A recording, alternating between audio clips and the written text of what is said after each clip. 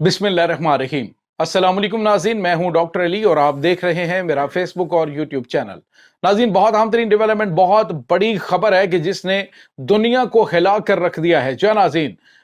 दुनिया में इस वक्त जो बहुत बड़ा कन्फ्लिक्ट रशिया और यूक्रेन वार है, उस पर अमरीकी सदर डोनाल्ड ट्रंप और जो इनके नायब सदर हैं, और उन्होंने क्या किया नाज़रीन, के बेइज्जत करके रख दिया है यूक्रेनी सदर को। सामने बिठाकर किस तरह से उनके साथ मामलात हुए और मामलात हाथापाई तक कैसे पहुंचे, इसकी तमाम तर तफसीलात आपके साथ शेयर करेंगे। जिसके बाद नाज़रीन,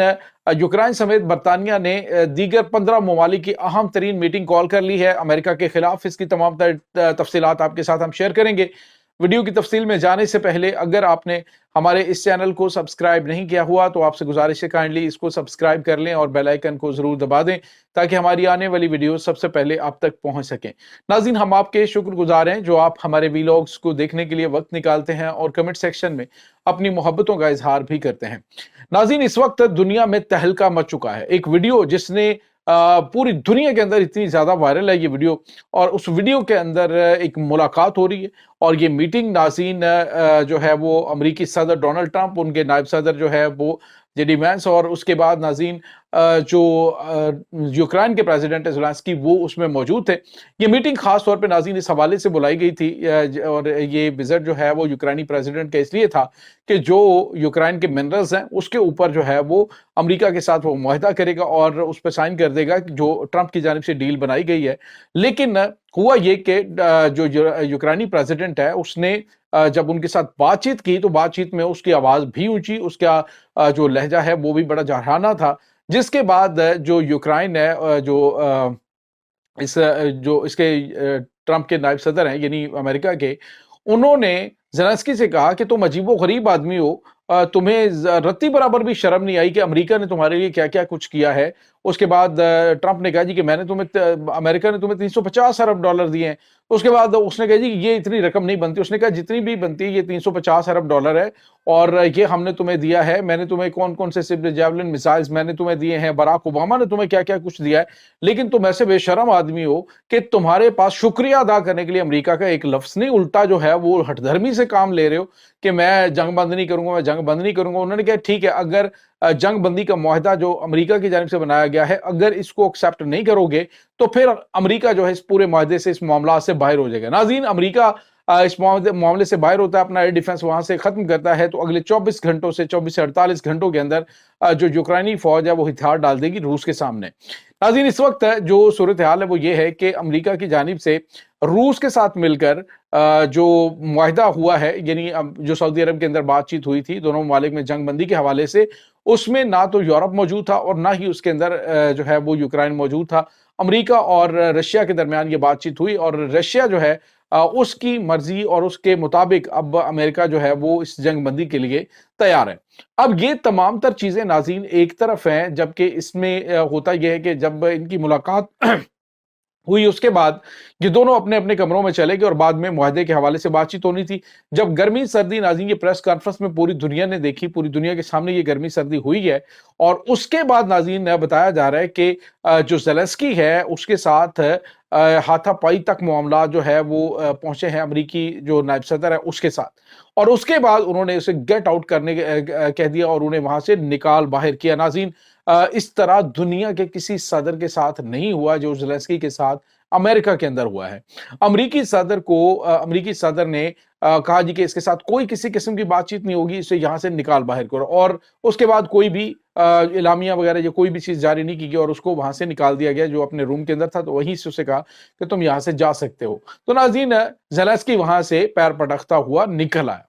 सवाल ये पैदा होता है नाज़रीन कि अब आगे क्या होने जा रहा है। पहली बात तो ये है कि इस वक्त अमेरिका और रूस जो हैं वो दोनों इकट्ठे होने जा रहे हैं, मामलात उनके ज्यादा बेहतर तरीके से आगे बढ़ रहे हैं और वो इस जंग को खत्म करने के लिए जहां तक कि अमेरिका ये कहता है कि जिन टेरिटरीज के ऊपर रूस का कब्जा है वहां पे अपना रूस कब्जा रखना चाहता है तो वो रखें, मुझे कोई इशू नहीं है। मिनरल्स की बात की गई तो मिनरल्स के हवाले से रूस ने कहा कि अगर अमेरिका जो है वो यूक्रेन में मिनरल्स के हवाले से अपने कदम रखना चाहता है तो वो रखे, हमें इससे कोई प्रॉब्लम नहीं है। यानी दोनों की म्यूचुअल जो है वो अंडरस्टैंडिंग इन मामलात के ऊपर हो चुकी है।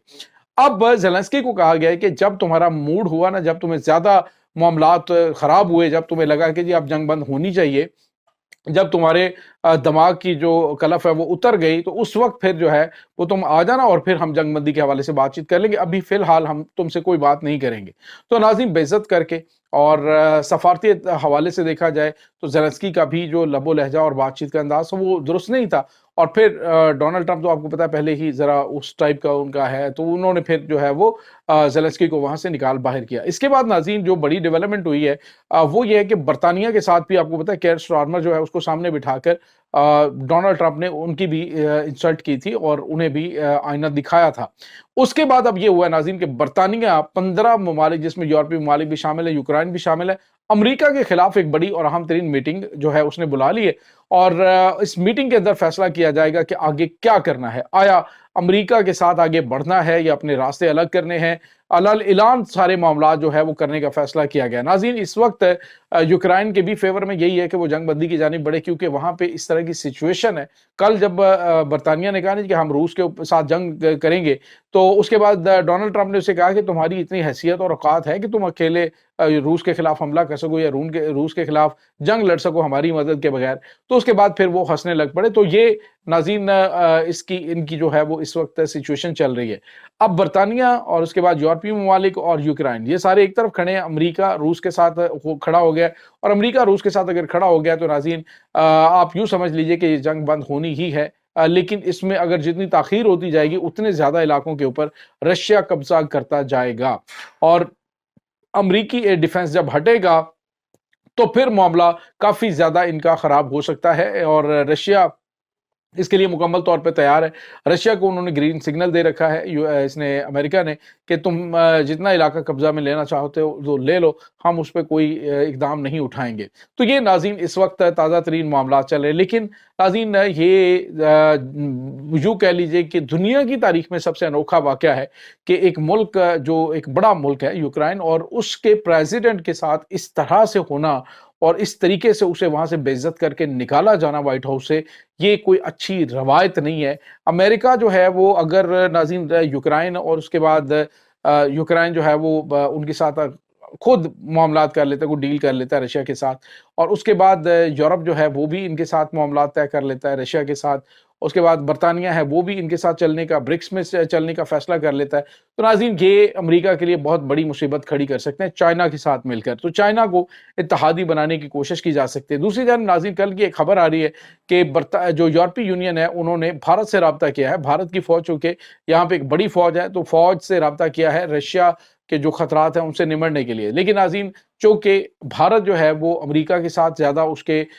تعلقات ہیں، امریکہ کے ساتھ اس کے ساتھ معاملات ہیں، لہٰذا وہ آئی تھنک اس طرف جانے سے گریز کرے گا۔ تو یہ ناظرین اس وقت تازہ ترین اپڈیٹس چل رہی ہیں۔ اس تمام صورتحال کے بارے میں آپ کا کیا کہنا ہے؟ کمنٹ سیکشن میں اپنے خیالات کا اظہار ضرور کیجیے گا۔ انشاءاللہ بہت جلد ملتے ہیں ایک نئی ویڈیو میں، تب تک کے لیے اپنا بہت سارا خیال رکھیے گا۔ اللہ وارث۔